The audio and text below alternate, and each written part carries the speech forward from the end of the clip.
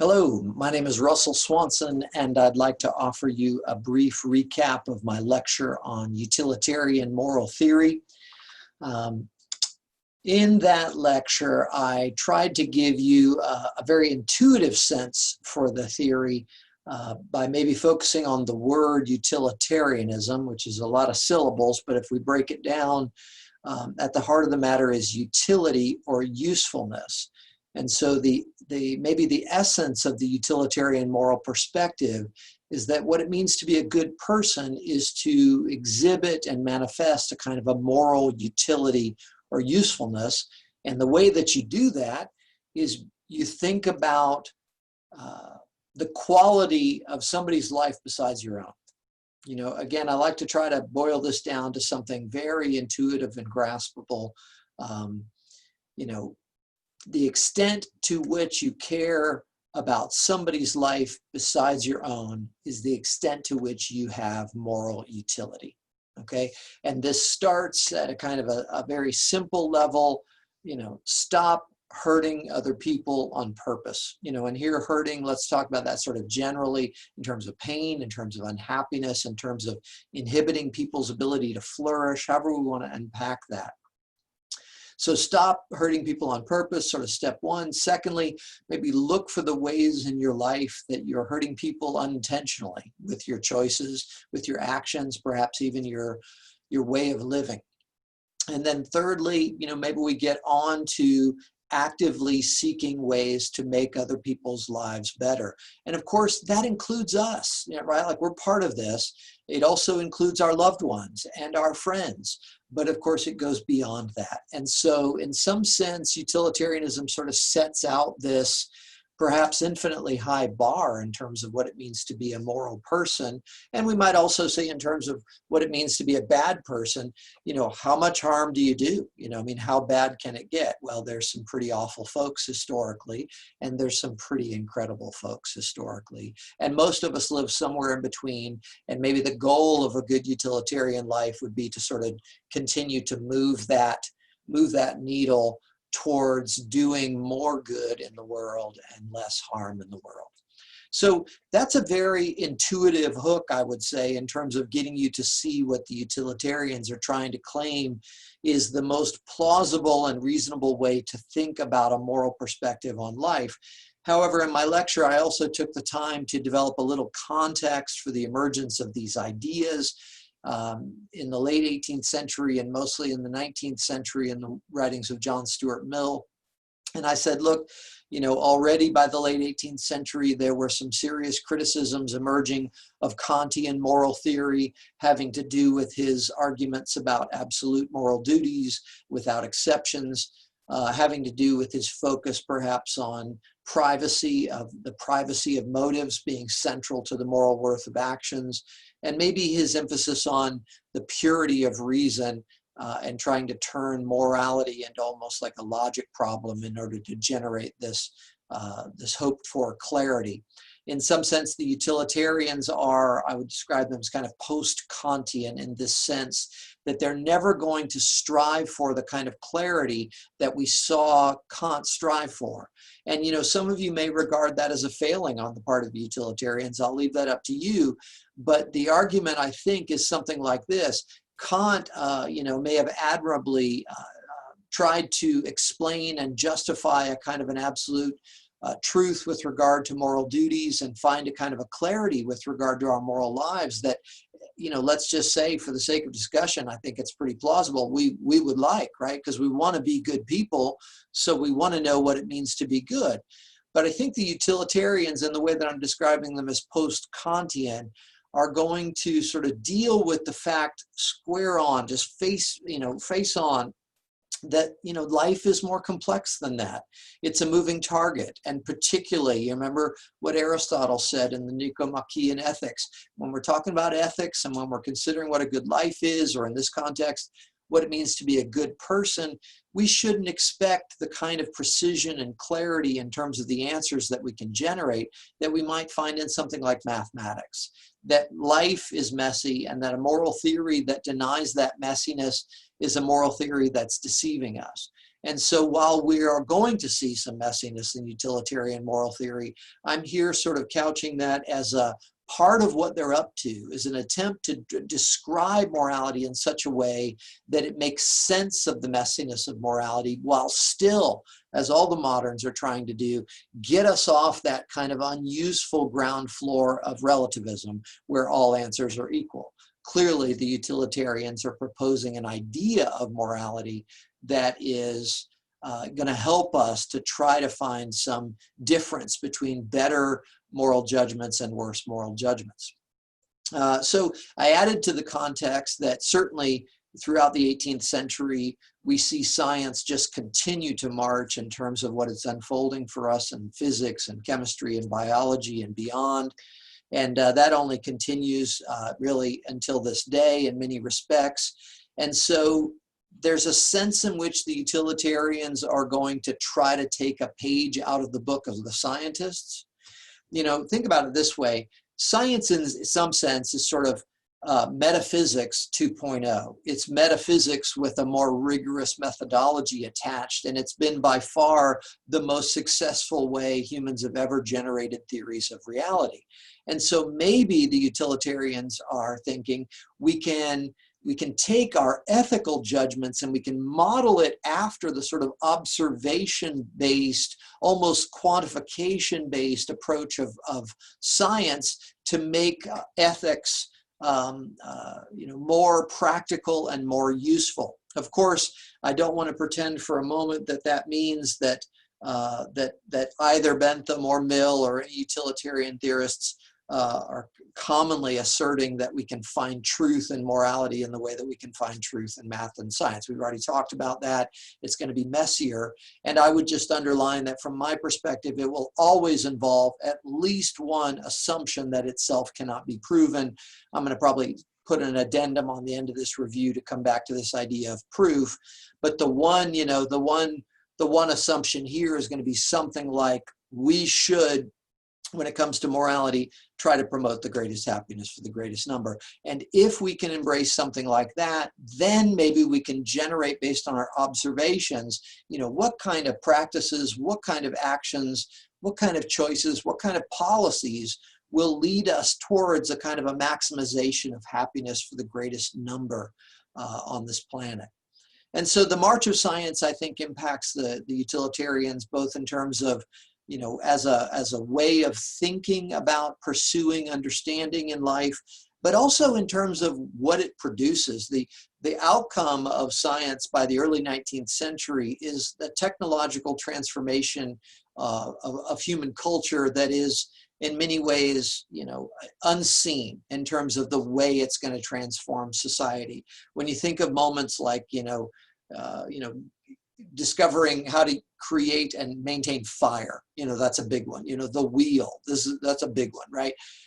The Industrial Revolution and just a whole host of transformative technologies that emerge in the early 19th century and then throughout the 19th century and continue on into the 20th century is just going to change society very, very drastically. And there's a sense in which that is going to produce a new set of challenges.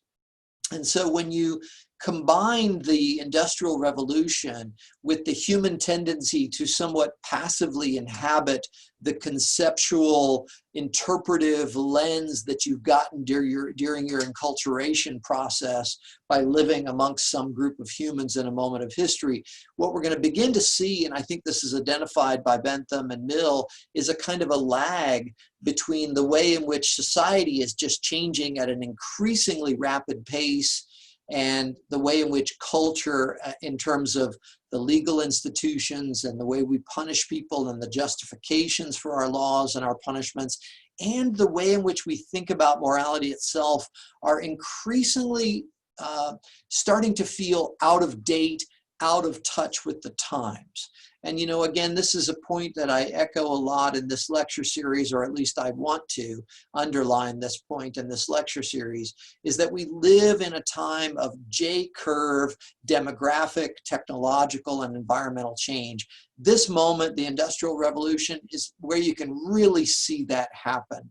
If you look at the long history of Homo sapiens on the planet, in terms of how impactful we are, in terms of how many of us there are, in terms of how rapidly we're changing the technologies of our existence, you know, there's a long, slow, steady progress for hundreds of thousands of years that hits that kind of J, that kind of hockey stick moment right around the beginning of the 19th century, the early 1800s, maybe around nice symbolic date, something like 1830 or something like that.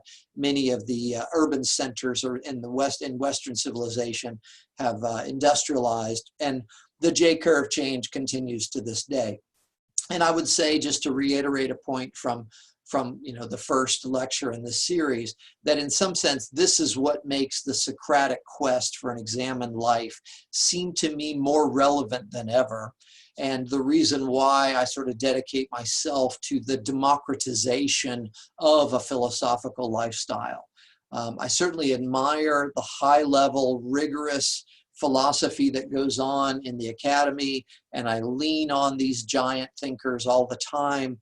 But I really believe that in terms of fulfilling our sort of Socratic quest here, and the Socratic promise of how philosophy can reinvigorate and help to renew cultures, what we need to see is kind of a democratization of being philosophically woke, if I can borrow that term, especially in this moment of existence.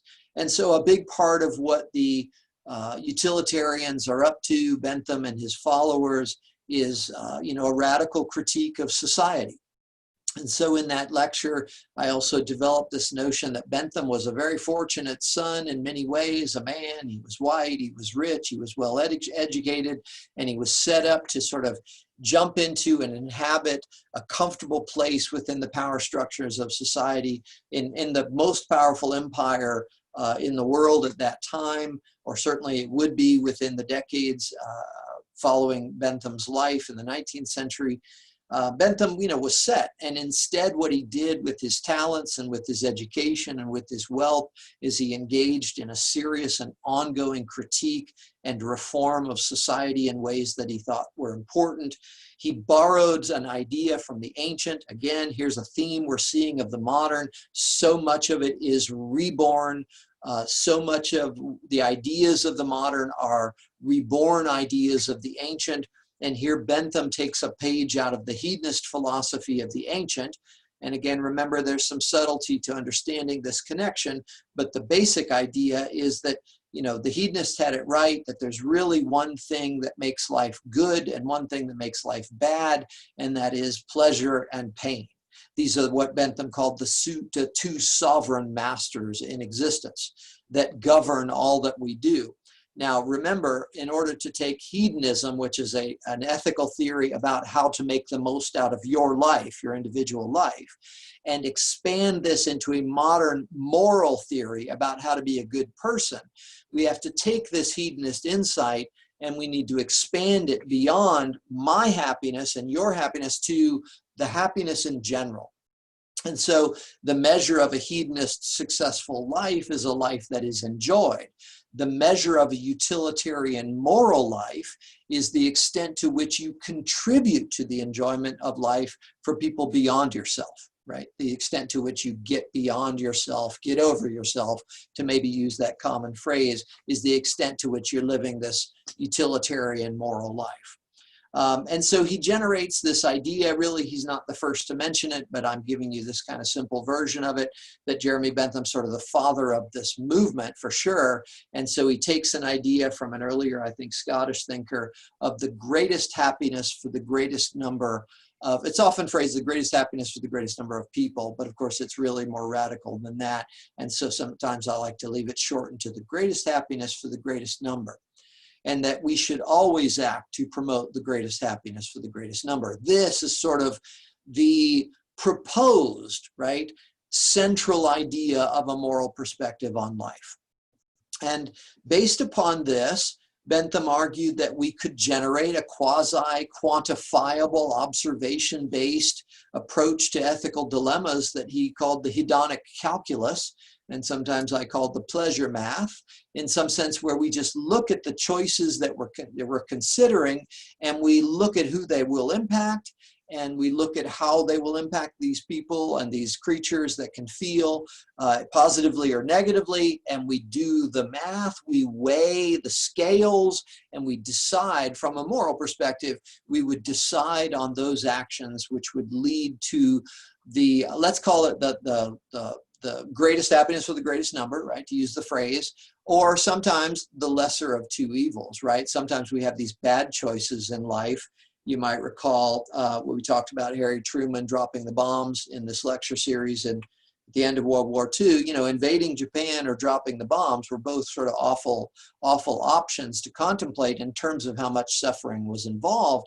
But supposedly Truman thought, you know, he didn't lose any sleep over that because it seemed so obvious that the 750,000 to 1 million lives lost on the invasion, you know, was just nothing, was so much worse than the maybe 250,000 lives that might be lost over time to dropping bombs. And so he did the math, right? He weighed the scales, he weighed the consequences potentially in his mind, and did the hedonic calculus, and not only made the decision as commander-in-chief, but in some sense even from a moral perspective.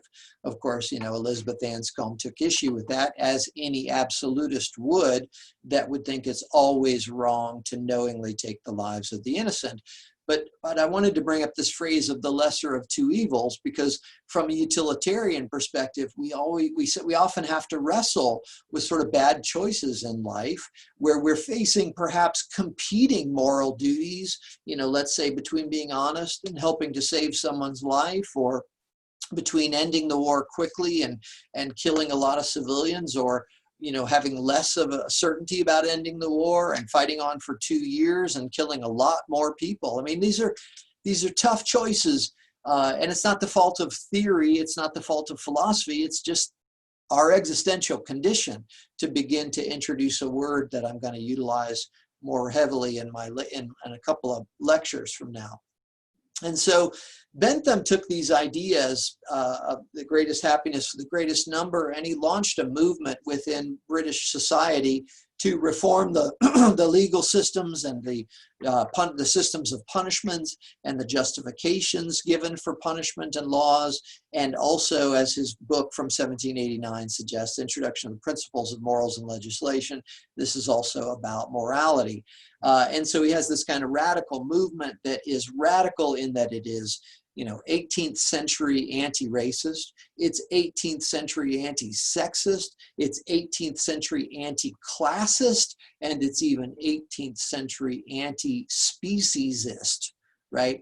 Which is going to be one of the first times we're going to see the explicit inclusion of the non-human species within the scope of our moral concern from a theoretical perspective. And Bentham explicitly adds that element by saying it's not whether you can talk and it's not whether you reason that matters, it's whether you can feel. Because if you can feel, you can be done wrong too. And if you're moral, you should care about that. And to the extent that you're moral, you care about that. Okay, and so one of Bentham's followers, one of these radicals, these Benthamites, was James Mill, and his son was John Stuart Mill, and he was raised up within this movement. And sometimes I like to think of John Stuart Mill's upbringing as kind of an experiment in utility, in this idea of moral utility. How much of a problem solver and a societal contributor, right, an improver can we generate through raising a child with this in mind? And so they pushed young John Stuart very hard. He did end up having a kind of a depressive episode that lasted 2 years that was pretty serious, but he came out of that. He developed his relationship with Harriet Taylor. He went on to have, you know, a successful life in the corporate world. He was a member of parliament. He wrote on almost every major topic that there was to write on in influential ways, including, by the way, what we would think of as feminism today. He became one of the first, if not the first, major male thinker to really sign on from a kind of a well-established position within society to sign on, and I believe, I should have looked this up for this review, but I believe I recall that while he was in Parliament, he put forth the first proposed law which would allow women the right to vote. So he was strongly influenced by his intellectual partnership with Harriet Taylor in that regard, and he seems to have seen the light in many ways that, at the time, certainly, and for many of us, we know that to this day, we still struggle with many of these things that Bentham was launching and that Mill was pushing forward in the 19th century. We still struggle with racism, clearly, sexism, classism, bias of all manner, and including, I would say, very cutting edge moral issue these days is the way in which we tend to think that some of us tend to act as if and behave as if and think as if only humans matter morally. And frankly, we get it, I think, when it comes to, if we see somebody torturing a dog, right? But there are implications here, and this leads to some of the ideas I want to explore in my next lecture about the controversy over this theoretical perspective, that if you begin to look seriously at what's wrong with torturing the dog, which again, it feels wrong to even ask the question, seems so obvious, but let's put a point on it. It's the pain. It's what's being done to the dog that matters, right? And the moment that we see that this unnecessary pain caused to a non-human animal is immoral, the moment we want to commit to that is the moment that we're going to see a lot of our other societal and cultural practices disrupted with regard to, let's say, research and food and all manner of things. Think about wearing fur in terms of fashion and raising animals to be that fur in conditions that are not perhaps enjoyable for those animals, et cetera, right?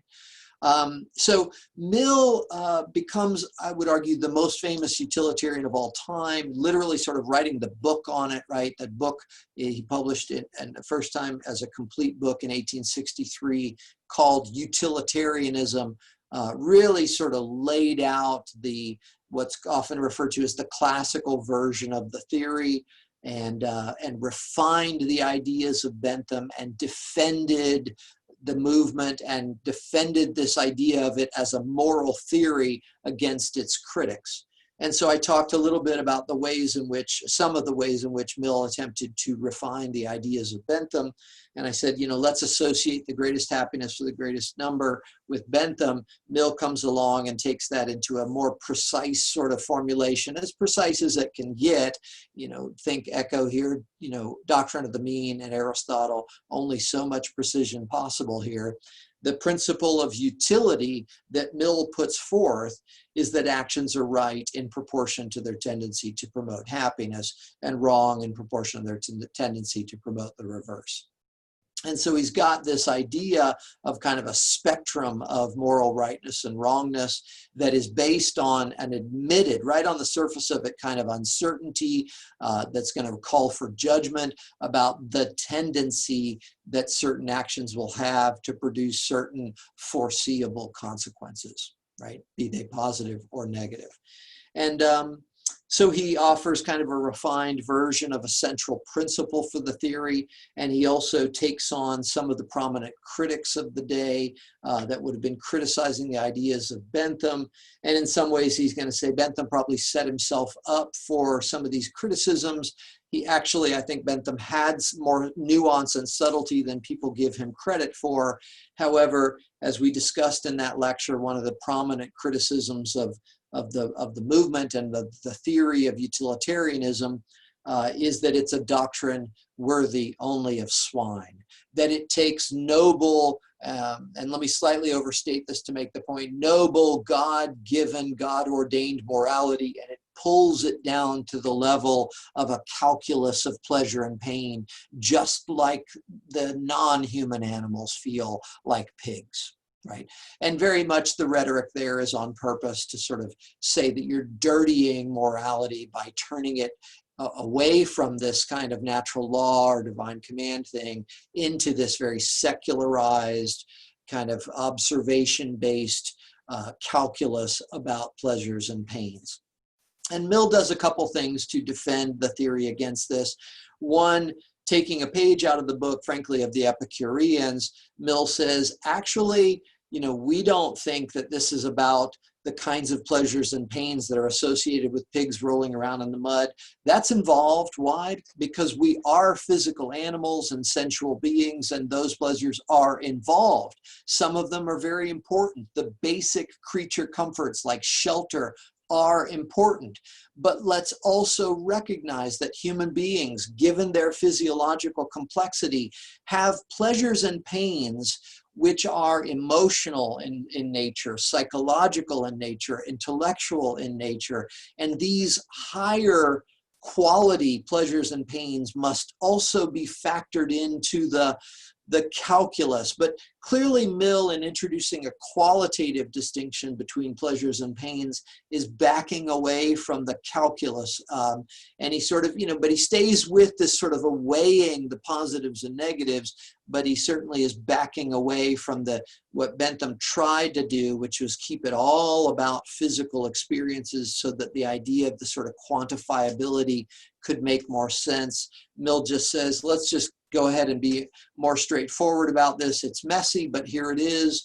Humans have, some pleasures that are related to, let's say, working your butt off for 10 years at a job that makes a difference in your community and doing some good. And there was a lot of pain involved in that, and there's not a lot of sensual delight in that, even after 10 years, even after pulling some things off. But do you really want to give up that possibility for a bunch of foot rubs?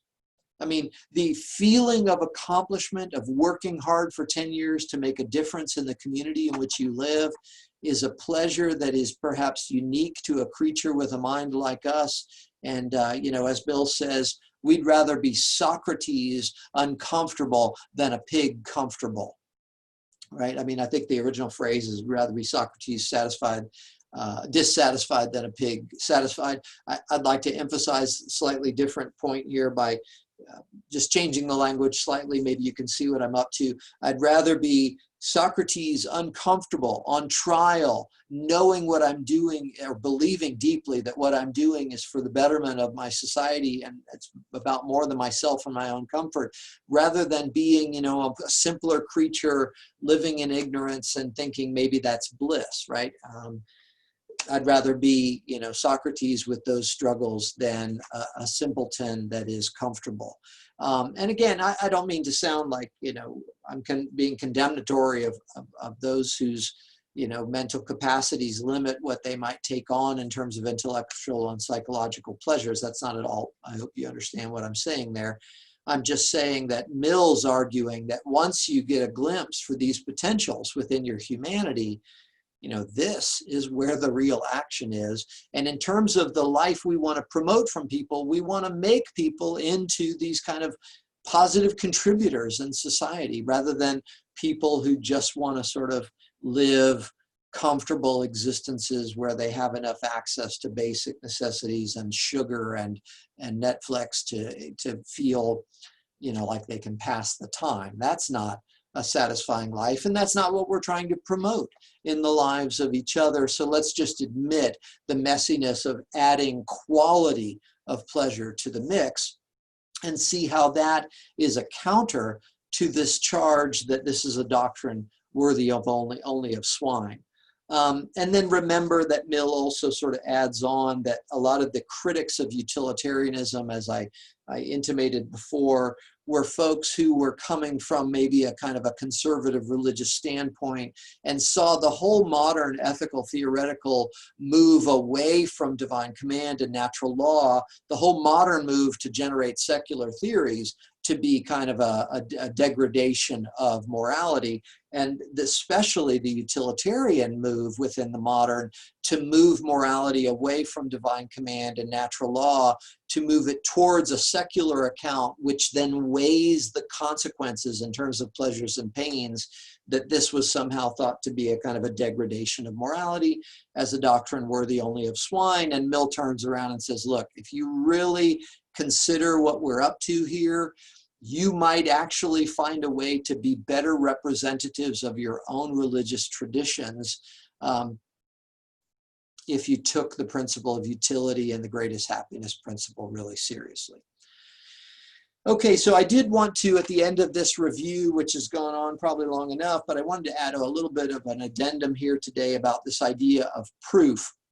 And I just want to dwell for a moment about the way in which, another sense in which I think that the utilitarians are sort of post-Kantian, and the way in which ethical theory after Kant, I think, does change in a significant way. Although to a certain extent, I think this is true of the moderns in general. And that is that via the modern crisis that we've talked about, what we're seeing is that the major modern ethical thinkers that we've looked at, let's say Hobbes and Hume and Kant and Bentham and Mill as utilitarians, they're all in some sense not claiming to discover the facts of morality. You know, Kant's kind of the exception here, right? Because he's got this idea that in some sense, if we use objectivity well enough, we can discover the foundation of the reality of morality within ourselves and generate moral truth.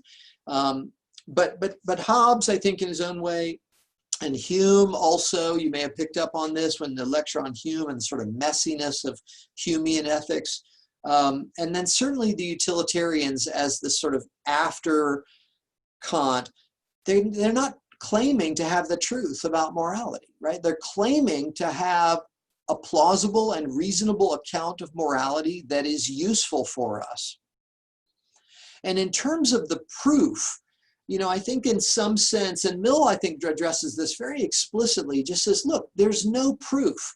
The closest thing I can offer you, and this is Mill, the closest thing I can offer you in terms of the proof of something like the principle of utility or the greatest happiness principle is that maybe you, like me, have a heart that can feel moved by the well-being of others, even perfect strangers.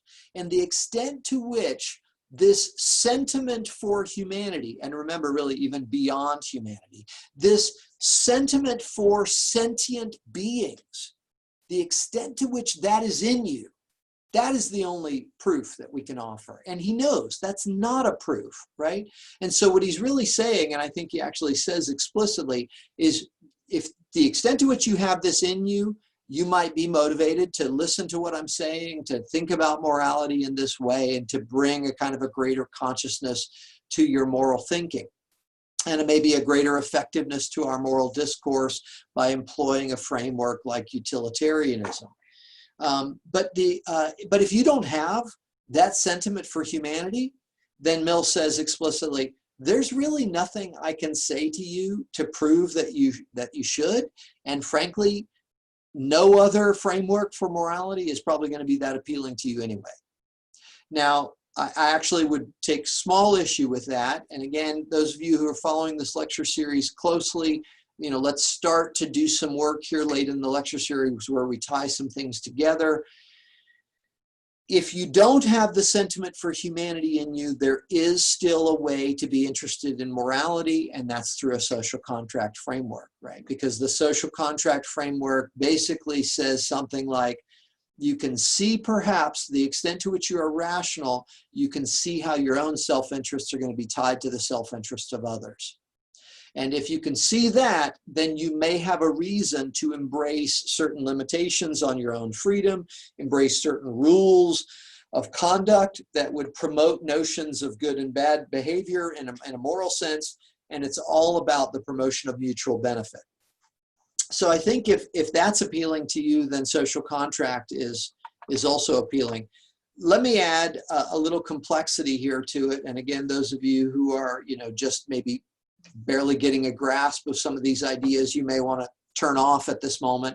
But if you'd like to go into a little bit more complexity here, I would say Another thing that's interesting to me about the different utilitarian theorists, let's talk about like Bentham and Mill, and then somebody like Peter Singer in the 20th, 21st century, who's the most famous utilitarian theorist alive right now, I would argue. They all have kind of different ways of justifying their adherence to the utilitarian framework. As I've argued, Mill would say, look, if you have this sentiment for humanity, then maybe you're interested in the greatest happiness for the greatest number. That, by the way, should, for those of you on your game, sound like it's echoing something in David Hume's argument, right? That disinterested sentiments or empathy is what motivates morality and motivates the best moral judgments. But Bentham, doesn't lean as heavily on this idea of the sentiment for humanity. Bentham, remember, had this project of trying to make this sound as plausible as possible, as an almost quasi, quantifiable scientific kind of a way of thinking about ethics. And he, in terms of motivation, I think he lowers the bar in a way that echoes social contract theory. Bentham doesn't believe that you need to have a sentiment for humanity, caring about, let's see, the well-being of perfect strangers in order to believe that the greatest happiness for the greatest number should be one of your goals. For Bentham, all you need is this kind of social contract theory like rational self-interest, where if you can see that your self-interest is tied to the self-interest of others, then you have cause to believe that the greatest happiness for the greatest number of people is, worth pursuing. I mean, if we could make this society, not utopian, but more utopian, if we could live up to some of the noblest ideals, let's say, of United States political philosophies, if we could really expand this outward to an unprecedented level, well, wouldn't we all be better off, including me? Right? So Bentham really leans heavily on this idea of a kind of enlightened or rational self-interest in the way that the social contractarians also did. Mill sounds a little bit more like Hume in terms of his emphasis on sentiment for humanity as the sort of proof that utility matters, that the greatest happiness, the greatest number is what we should seek. And then somebody like Peter Singer, I think, ends up sounding very Kantian. Singer doesn't, at least from what I've read and know of Singer, doesn't talk a lot about the sentiment for humanity. He doesn't talk too much about enlightened self-interest, although he certainly can, and he must at some point.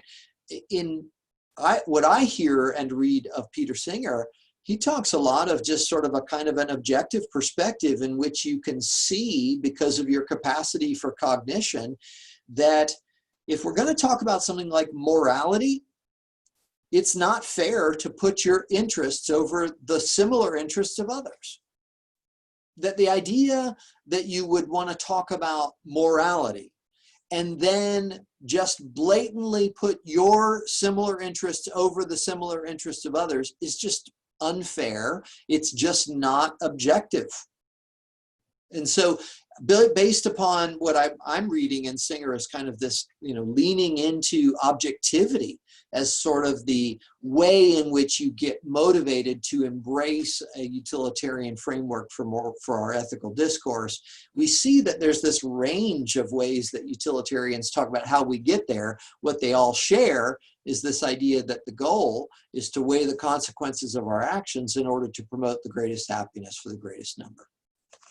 And I'm going to leave you with a kind of a full version of the quote. I'll sometimes add, again, quotes into my reviews here, a little motivation to think that the review goes beyond the lecture.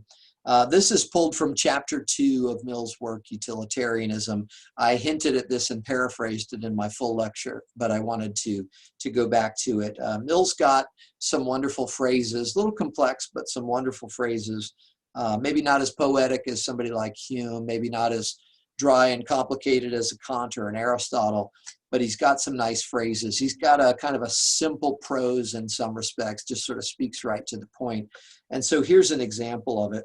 Remember, it is 19th century prose, so it's going to sound a little strange. He says that when people who are tolerably fortunate in their outward lot do not find in life sufficient enjoyment to make it valuable to them, The cause generally is caring for nobody but themselves. Okay, so again, I paraphrased last time and I'll do it again. You know, for people who are relatively fortunate in their place and time of birth and the circumstances of their lives, if they find life not that enjoyable, it's usually because they're too focused on their own happiness and not yet focused on this idea of the general happiness. And so he goes on, he says, to those who have neither public, sort of broad, nor private affections, genuine sort of care, altruistic care for somebody beside themselves. To those who have neither public nor private affections, the excitements of life are much curtailed, and in any case, dwindle in value as the time approaches when all selfish interests must be terminated by death.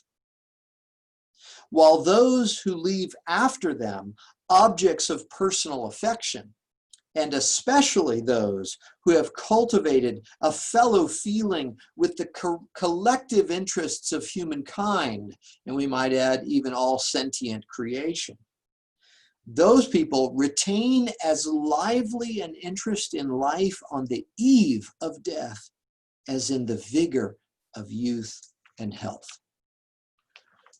I hope you find that quote as inspirational as I do. I hope you can see the way in which sort of climbing up, it takes work, but climbing up on the shoulders of these giants gives us some really powerful stuff to think about and can enrich our lives, perhaps in very, very tangible ways.